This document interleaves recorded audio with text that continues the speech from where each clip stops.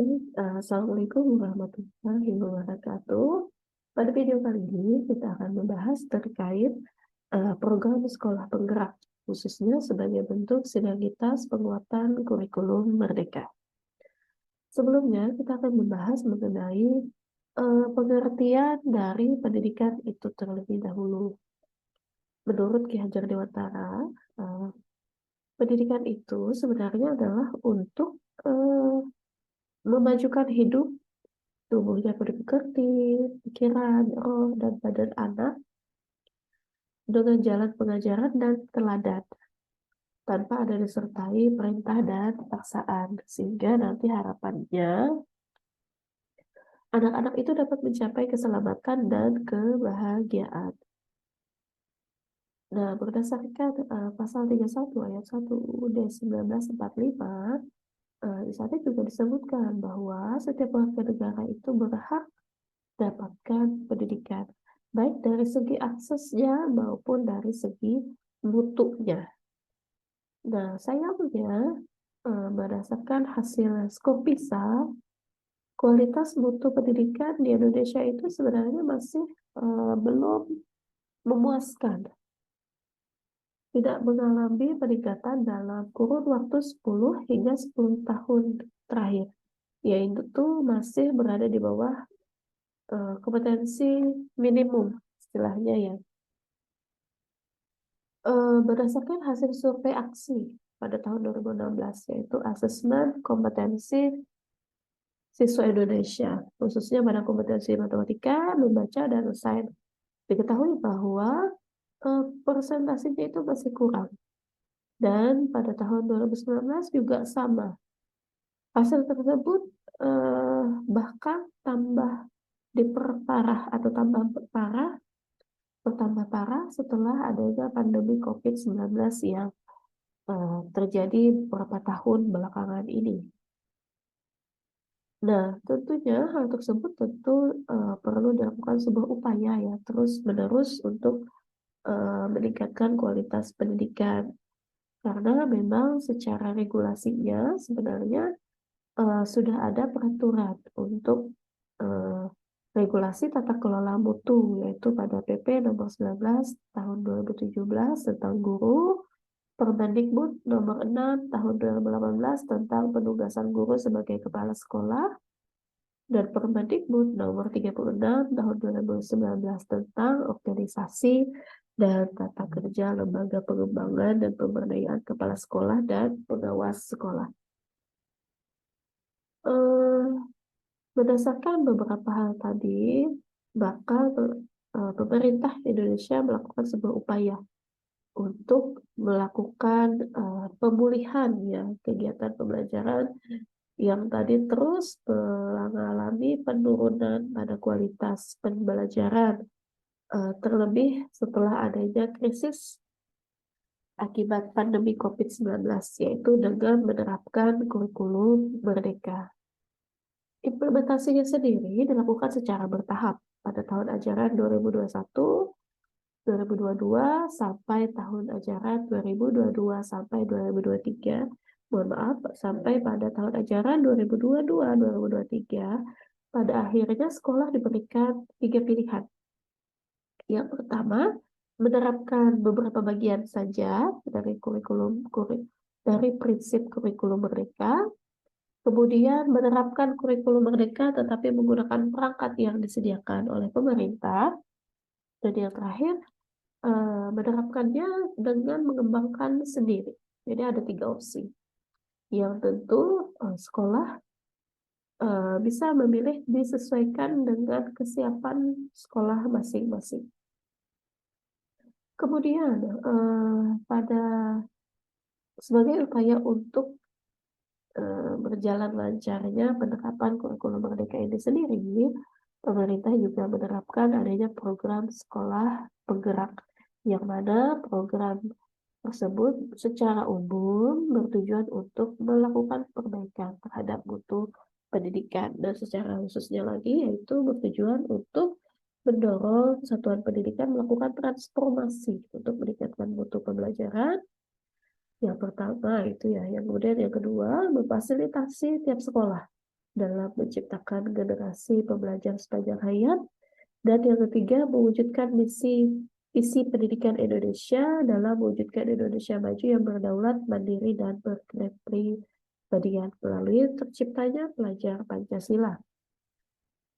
Kemudian sekolah penggerak itu sendiri, dia fokus pengembangannya yaitu pada hasil belajar siswa yang secara holistik sesuai dengan profil pelajar Pancasila. Jadi cirinya itu adalah disesuaikan dengan profil pelajar Pancasila yang nanti ada pada dua ranah kompetensi kognitif dan ranah kompetensi non-kognitif, literasi, numerasi, dan juga karakter, yang mana harapannya nanti dapat menciptakan sumber daya yang unggul.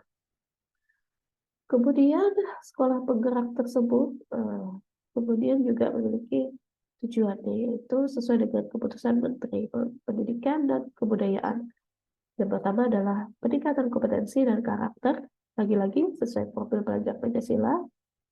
Kemudian pemerataan kualitas pendidikan melalui peningkatan kapasitas kepala sekolah, karena di sini kepala sekolah merupakan kunci dari upaya untuk perbaikan kualitas pendidikan. Yang ketiga, membangun ekosistem pendidikan yang berfokus pada peningkatan kualitas. Dan yang terakhir, menciptakan iklim kolaboratif. Nah, dari tadi kita selalu membahas ya, sekolah penggerak ini identik dengan profil pelajar Pancasila. Sebenarnya apa sih profil pelajar Pancasila itu sendiri? Profil pelajar Pancasila itu sendiri adalah profil lulusan yang bertujuan menunjukkan karakter dan kompetensi yang diharapkan diraih dan menguatkan nilai-nilai luhur Pancasila peserta didik dan para pemangku kepentingan. Dimensi profil Pancasila itu sendiri yang pertama terdiri dari beriman bertakwa kepada Tuhan Yang Maha Esa, berkebinekaan global, kemudian yang ketiga mandiri, kemudian yang keempat bergotong royong, dan yang kelima adalah bernalar kritis, dan yang keenam kreatif. Jadi ada 6. Nah, sekarang pertanyaannya adalah bagaimana cara penerapannya? Cara penerapannya yaitu ada yang pertama budaya sekolah, pembelajaran intrakurikuler dan kokurikuler serta ekstrakurikuler. Untuk implementasinya sendiri itu terdiri dari beberapa proyek profil pelajar Pancasila. Yang pertama adalah gaya hidup berkelanjutan, kearifan lokal, Merdeka Tunggal Ika, bangunlah jiwa dan raganya, suara demokrasi, rekayasa dan teknologi, serta kewirausahaan. Nah, bagaimana implementasinya? Biasanya kan teori itu memang mudah, tetapi biasanya akan kesulitan di implementasinya. Sebenarnya implementasinya itu salah satunya bisa dengan penerapan pembelajaran berbasis proyek yang diintegrasikan dengan pendekatan etnosains ya. Nah, ini adalah salah satu contoh implementasi dari proyek profil pelajar Pancasila. Salah satunya dari tema proyek yang kearifan lokal dengan memberdayakan berbagai potensi lokal yang ada di daerah masing-masing dikerjakan menjadi sebuah proyek yang bisa dikerjakan bersama-sama dengan siswa untuk menghasilkan sebuah kegiatan yang sesuai dengan materi yang sedang dibahas. Tentunya ketika kita ingin mengembangkan sesuatu berbasis potensi lokal, tetap kita harus berpatokan bahwa hal tersebut sudah dibuktikan secara ilmiah terlebih dahulu, bisa dengan melakukan penelitian secara mandiri atau melihat dari hasil penelitian orang lain.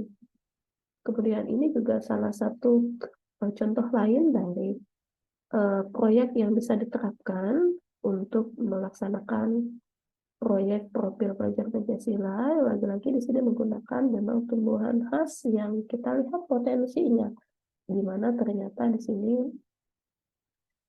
salah satu tumbuhan yang ada di tengah-tengah yaitu galam yang dapat diberdayakan sebagai sabun tangan.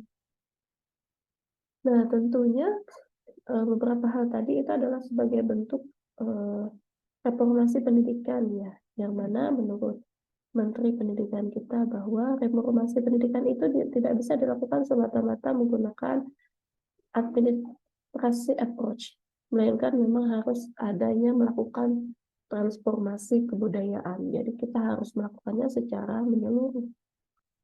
Sehingga memang kita harus semua kita semua harus bekerja sama. Siapapun kita, apapun perannya, terlebih bagi kita yang memiliki peran dalam dunia pendidikan, mari kita bersama-sama mengambil peran dan terciptanya pendidikan yang berkualitas di seluruh Indonesia, entah itu di daerah perkotaan, bahkan di daerah pedalaman, dan yang merupakan tujuan utama kita semua. Baik, sampai di sini video kita kali ini. Bertemu lagi pada video lainnya dengan materi lainnya. Saya akhiri. Terima kasih. Wassalamualaikum warahmatullahi wabarakatuh.